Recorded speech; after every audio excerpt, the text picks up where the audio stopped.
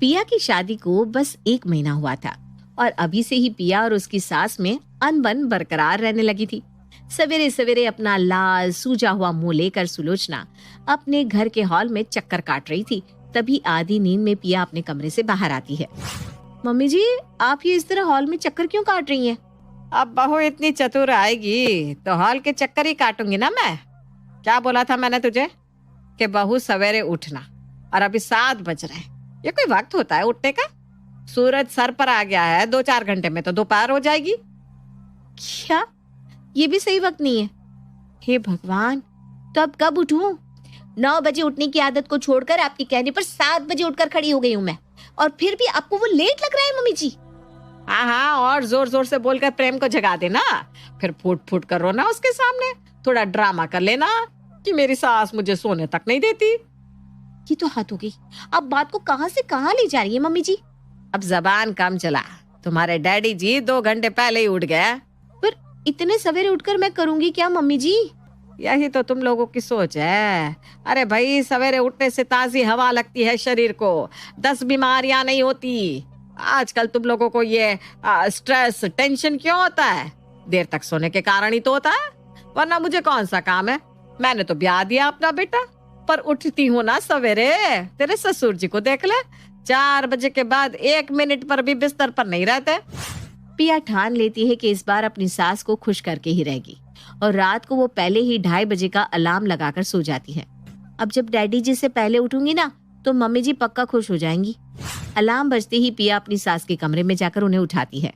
Mummy जी, मैं उठ गई, बताइए ना क्या करना है? हवा लेकर आऊं क्या छत से? तू इतनी रात को यहाँ क्या कर रही है? जा बाहर जा।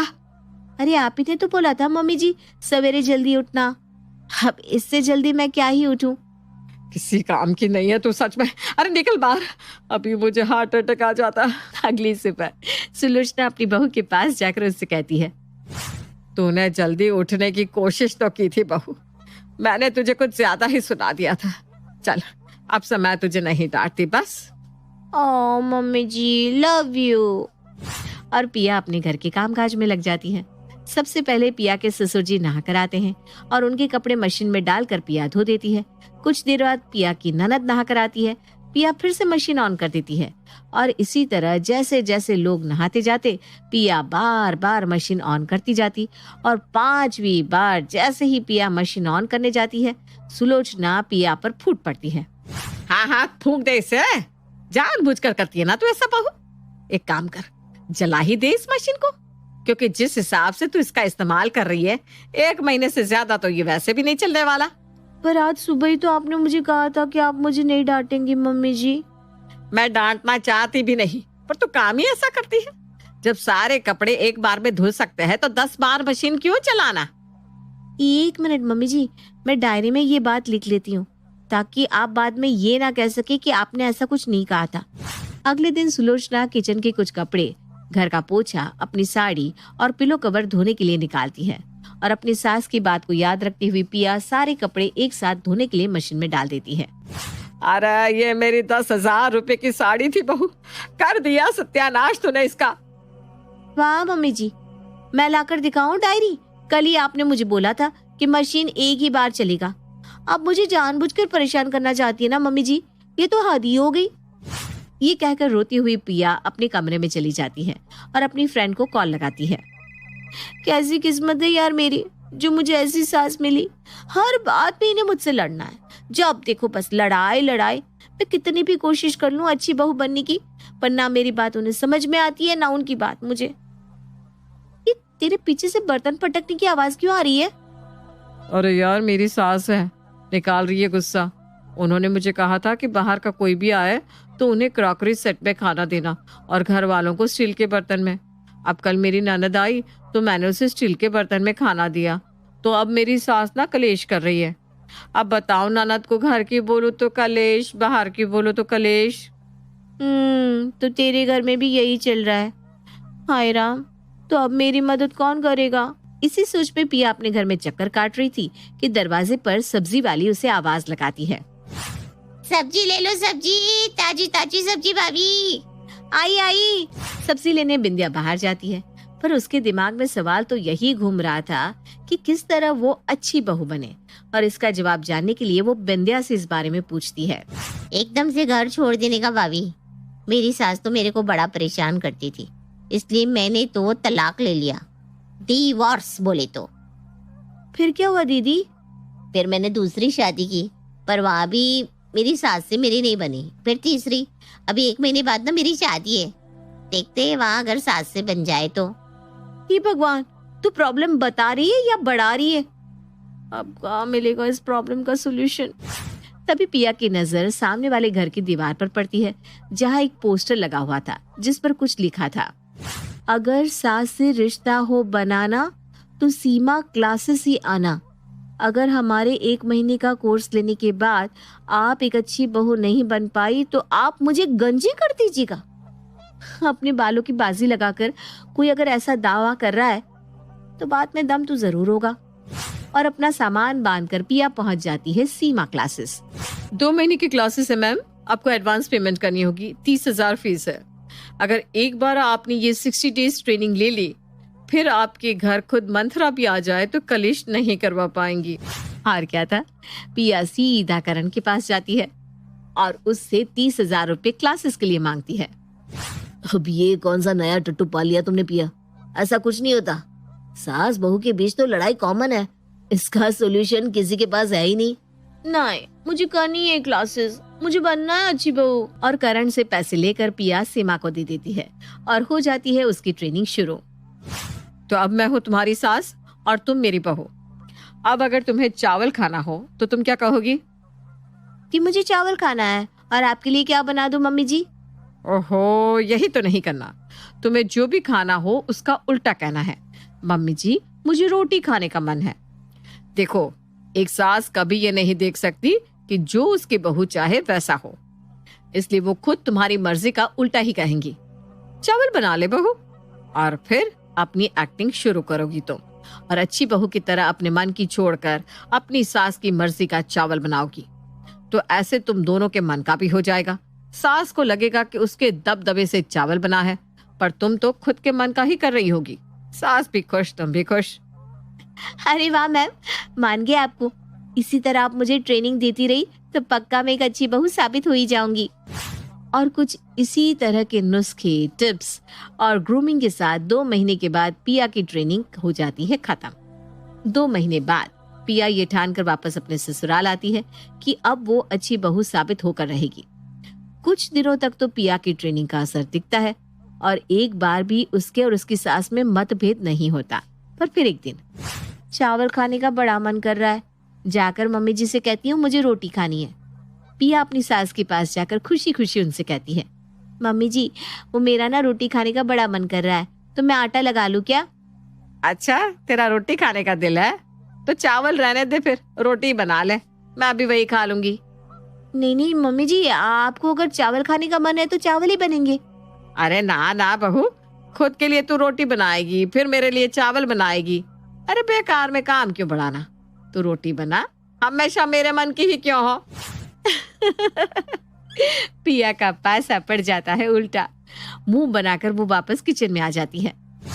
जब तक चावल ना खाओ मेरा तो जी ही नहीं भरता, पर अब क्या करूं?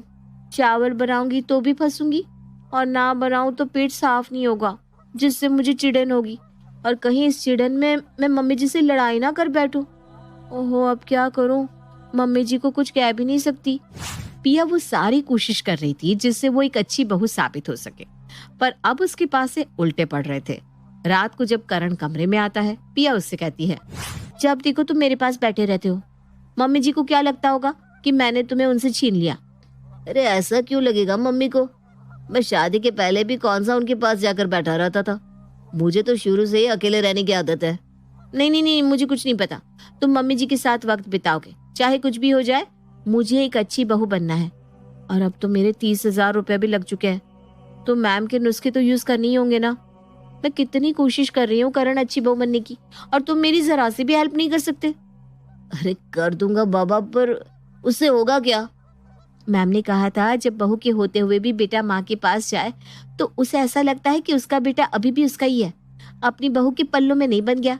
अपने बेटे को अपने पास देखकर वो सेटिस्फाइड फील करती है और फिर अपनी बहू से लड़ाई नहीं करती। पर रात के 2 बजे माँ सोने गई होगी। पर पिया कहाँ सुनने वाली थी। वो रात के 2 बजे ही करण को अपनी सासू माँ के बेडरूम में भेज देती है। अंधेरे कमरे में गहरी नींद में सोई हुई अपनी माँ से वो क्या ही बात करता। करण को कुछ समझ में नहीं आता। वो अपनी माँ और पापा के बीच में जाकर सो जाता है। करण के हाथ लगने से सुलोचना की नींद खुल जाती है। कौन है? हे जी, बत्ती चालू कीजिए, लगता है हमारे कमरे में कोई आ गया। सुलोचना की आवाज सुनकर महेंद्र जी लाइट ऑन करते हैं। अरे मैं हूँ मम्मी। न जाने तुम मियाँ बीवी को क्या हो गया है? सारी बात तुम दोनों को रात में ही क्यों करनी होती है? क्यों आया है तू यहाँ? अरे मम्मी, वो पिया कह रही थी कि मैं आजकल आपके साथ टाइम स्पेंड नहीं करता, इसलिए उसने मुझे आपके साथ बात करने को भेजा है। हैं? और ये थी पिया की दूसरी नाकाम कोशिश जो पूरी तरह फ्लॉप हो चुकी थी। अगली सुबह पिया देखती है कि सुलोचना अकेले ही हॉल में बैठी हुई है। लगता है मम्मी जी का आजकल मन नहीं लग रहा। अरे हाँ, ये आइडिया मेरे दिमाग में क्यों नहीं आया। मम्मी जी मुझे हमेशा ताने देती रहती है कि मैं अपने मायके वालों को बहुत इम्पोर्टेंस देती हूँ, तो क्यों ना इस बार मैं मम्मी जी के मायके वालों को इम्पोर्टेंस दूं। यस, उसके बाद तो मुझे बेस्ट बहू घोषित कर ही देंगी। और क्या था, पिया एक एक कर अपनी सास के सारे रिलेटिव्स को कॉल करके अपने घर बुला लेती है। सुलोचना आराम से पैर पर पैर रखकर टीवी देख रही थी, तब वो देखती है कि दरवाजे से सबसे पहले उसकी भाभी घर आती है, फिर उसके भाई, फिर उसकी बहन की सास, उसकी देवरानी, उसकी जेठानी, और ऐसे एक एक कर पूरा कुनबा ही वहां आ जाता है। हे भगवान, ये विनीता यहाँ कैसे आ गई? गले का हार खोलना पड़ेगा वरना ये कलेश करने बैठ जाएगी कि मरते वक्त माँ जी तो मुझे ये गले का हार देकर गई थी, आपके पास कहाँ से आ गया? और ये दीदी की सास को तो छुआछूत की बीमारी है। हे भगवान, ये लोग अचानक मेरे घर पर क्या कर रहे हैं? बिस्तर साफ तो है ना बहू? हाँ माँ जी, अभी थोड़ी देर पहले ही सोफे को सर्फ से धोया था, आप बैठ सकते इस पर। चल जा, मेरे लिए चाय बना कर लिया। और हाँ, सब कुछ साफ सुथरा होना चाहिए। किसी का हाथ अगर लगा तो तू जानती है ना। अरे आप टेंशन मत लीजिए माँ जी, मुझे पता है आपने जीवन भर के लिए व्रत रखा है, इसलिए मैं कैसे भी आपकी चाय में हाथ नहीं लगाऊंगी। तभी पिया वहां आती है। अब तो आप अकेलापन महसूस नहीं कर रही है ना मम्मी जी? इन सबको मैंने आपसे मिलने के लिए बुलाया था। कैसा लगा मेरा सरप्राइज? मोहल्ले वालों को क्यों छोड़ा बहू, उनको भी बुला लेती। ये सारे के सारे तो मेरे दुश्मन बने बैठे हैं, सबको मेरे ही हाथ का खाना खाना है। हद हो गई। वो मेरी देवरानी विनीता मेरे कमरे में ऐसी पसरी हुई है जैसे वो उसी का कमरा हो। तू जानबूझकर कर रही है ना ऐसा? कर दिया ना तूने सत्यानाश मेरी छुट्टी का। जितना भी कर लो मम्मी जी, कभी खुशी नहीं हो सकती। काम डाउन पिया, तुझे लड़ना नहीं है। तभी विनीता हॉल में आकर सबसे कहती है, क्या आप सब कब से भाभी से काम करवा रहे हैं?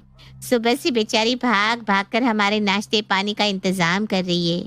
दोपहर में भी उन्हें इतने सारे लोगों का खाना बनाना पड़ा। उससे तो अच्छा मैं कहती हूँ हम सब बाहर ही खाना खाने चलते हैं। कैसा लगा आइडिया? और उसके बाद शॉपिंग। और बाहर लंच की बात सुनते ही सभी फौरन तैयार होकर दरवाजे पर पहुंच जाते हैं। मैंने गूगल किया है, यहाँ एक 5 स्टार होटल है, वहीं चलते हैं। रेस्टोरेंट में पहुंचते ही सभी खाने पर टूट पड़ते हैं और एक ही बार की खाने में लग जाता है सुलोचना का 40,000 रुपए का चूना। और लगता भी क्यों ना, एक तो रेस्टोरेंट 5 स्टार, ऊपर से सभी लोग खा भी ऐसे रहे थे मानो सालों से भूखे हो। सब अपने अपने पैसे दे दे ताकि भाभी पर भारी नहीं पड़ेगा। तुम खुद को ना ज्यादा तेज मत समझो। भाभी से छोटे हो, छोटे ही रहो। अगर सबने अपने अपने पैसे दे दिए तो भाभी को कितना बुरा लगेगा। क्यों भाभी, सही कह रही हो ना? कोई बात नहीं भाभी, आप बुरा मत मानिए। कीजिए बाबा, आप ही पेमेंट कीजिए बस। खाने के बाद अब बारी थी शॉपिंग की। फिर सभी शॉपिंग करने साड़ी के शोरूम में पहुंचते हैं, जहां दोनों सास बहू को एक ही साड़ी पसंद आती है। और आप तो जानती हैं, एक औरत कुछ भी बर्दाश्त कर लेगी पर अपने मनपसंद की साड़ी किसी और के हाथ में जाता देखना बर्दाश्त नहीं कर पाती। और हो जाता है पिया का सारा कंट्रोल फेल।